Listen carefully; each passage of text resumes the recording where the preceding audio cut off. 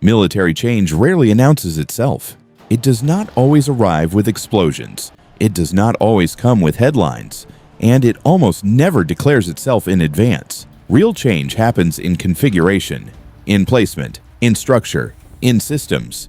When Russia chose to deploy and publicly display the bal coastal missile system in Kaliningrad, it was not theater. It was calculation. Kaliningrad is small, geographically isolated, separated from mainland Russia, surrounded by NATO territory, facing the Baltic Sea. On a map, it looks vulnerable. Strategically, it is anything but irrelevant. In regions like this, every deployed system carries meaning. Not symbolic meaning, strategic meaning.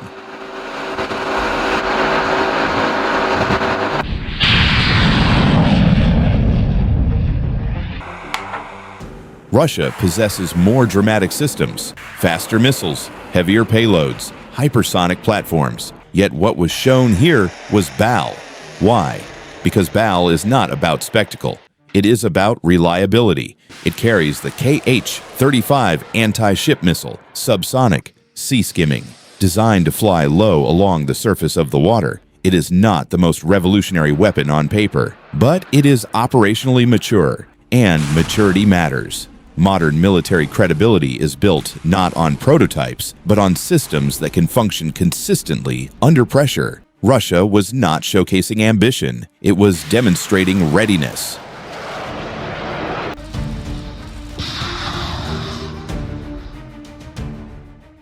Bal was not designed to impress. It was designed to work. The Kh-35 missile flies close to the sea surface. This reduces radar detection range. It compresses reaction time. It complicates defensive calculations.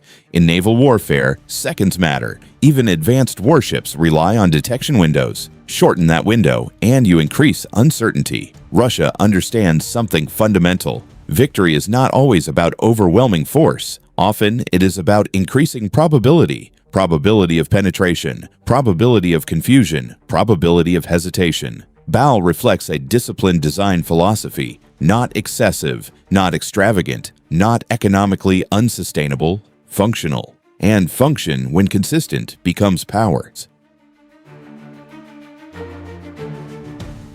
The mistake would be to view bal as a launcher. It is not a standalone weapon. It is a node. It integrates with coastal radar systems, with reconnaissance assets, with targeting data flows. Modern warfare is not platform-centric. It is network-centric. Detection, validation, command, execution.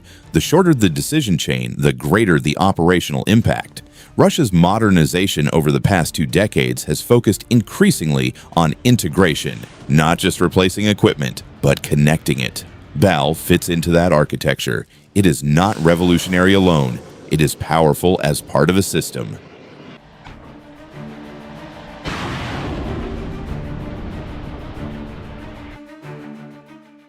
Kaliningrad is often described as a fortress. That framing is misleading. Fortresses rely on depth. Kaliningrad has none. It is geographically constrained, logistically exposed, politically sensitive. Russia does not treat it as a traditional defensive stronghold. It treats it as a strategic lever, a forward node, a pressure point, a risk generator. Bal, positioned there, does not project domination. It projects calculation. It creates a layer of denial in the Baltic Sea, not by presence of fleets, but by presence of consequence.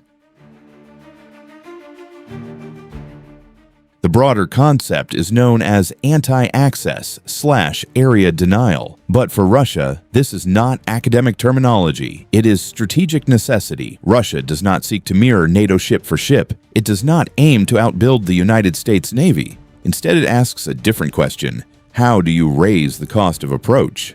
If a coastal system forces opposing naval forces to deploy additional escorts, additional air cover, additional planning layers, then it has already altered behavior, and altering behavior is often more valuable than engaging in battle. This reflects strategic maturity, not emotional posturing, not performative escalation, but calibrated deterrence.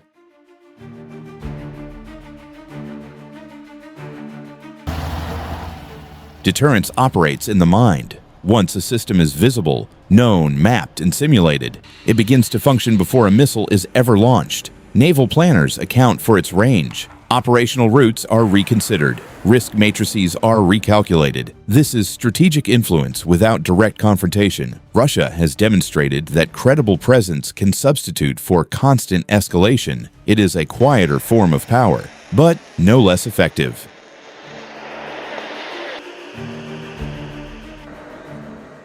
How many launchers? How many missiles? What is the exact stockpile? These are natural questions, but in area denial doctrine, raw numbers are secondary. Credibility is primary.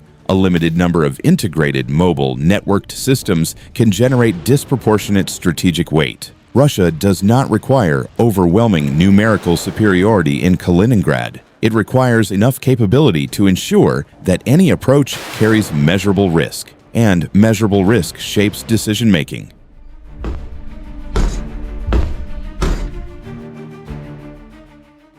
Over the past 20 years, Russia has pursued incremental modernization. Not always dramatic, not always linear, but consistent. Structural reform, improved coordination, selective technological upgrades. bal-e is part of that evolution. It represents a shift from symbolic strength to system-based influence. Russia is not always the loudest actor on the global stage, but in regions like the Baltic, it demonstrates disciplined strategic positioning.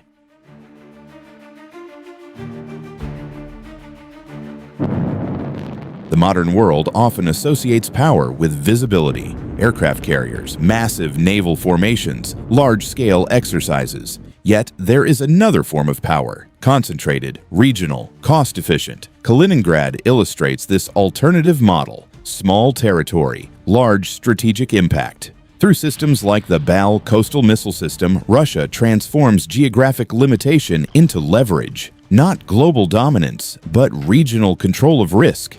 And in many cases, regional control is what truly matters. Why display the system? Because deterrence requires visibility, without rhetoric, without dramatic declarations, without overt threats. The message is simple: this space is accounted for. Access is not automatic. Engagement carries consequence. Russia communicates not through volume, but through structure, not through escalation, but through preparedness.